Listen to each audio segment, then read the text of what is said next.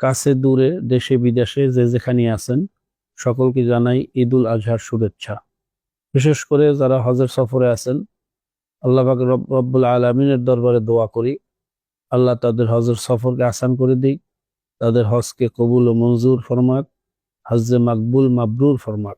সাথে সাথে ঈদ উপলক্ষে নারীর টানে যে সমস্ত আমার ভাইয়েরা বাড়িতে ফিরবেন, পথে ঘাটে যাতে কোনো চাঁদাবাজ, সন্ত্রাস, রাহাজানি এরা কোনো ধরনের সমস্যা করতে না পারে, সেজন্য আইন শৃঙ্খলা বাহিনীকে সচেষ্ট এবং সতর্ক থাকার জন্য উদাত্ত আহ্বান রাখব।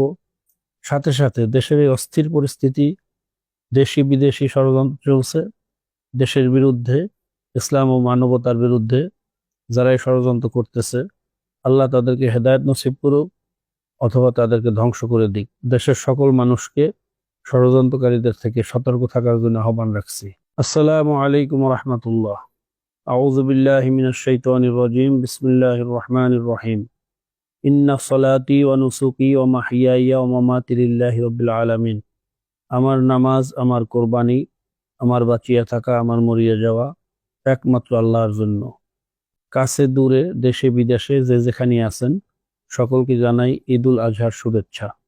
বিশেষ করে যারা হজের সফরে আছেন, আল্লাহ পাক রব্বুল আলামিনের দরবারে দোয়া করি আল্লাহ তাদের হজের সফরকে আসান করে দিক, তাদের হজকে কবুল ও মঞ্জুর ফরমাক, হজ্জে মাকবুল মাবরুর ফরমাক। সাথে সাথে ঈদ উপলক্ষে নারীর টানে যে সমস্ত আমার ভাইয়েরা বাড়িতে ফিরবেন, পথে ঘাটে যাতে কোনো চাঁদাবাজ, সন্ত্রাস, রাহাজানি এরা কোনো ধরনের সমস্যা করতে না পারে, সেজন্য আইন শৃঙ্খলা বাহিনীকে সচেষ্ট এবং সতর্ক থাকার জন্য উদাত্ত আহ্বান রাখব।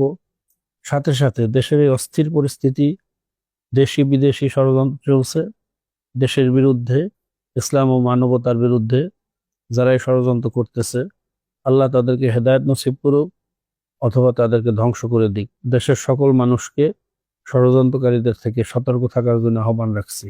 আর যারা দুস্থ অসহায় মানুষ কোরবানি দিতে পারবেন না, আমি অনুরোধ করবো আল্লাহ পাক রব্বুল আলামিন যাদেরকে কোরবানি দেওয়ার তৌফিক দান করছেন, অবশ্যই আমার পাশে আত্রাফে যে সমস্ত আমার ভাইয়েরা কোরবানি দিতে পারবে না তাদেরকে কোরবানির গোশত দেওয়ার ব্যবস্থা করা, তাদের দিকে খেয়াল রাখা। অবশ্যই ঈদের দিনে যেন তারা কোনো ধরনের কষ্টে না থাকেন, এই বিষয়গুলো আমরা সতর্ক থাকবো।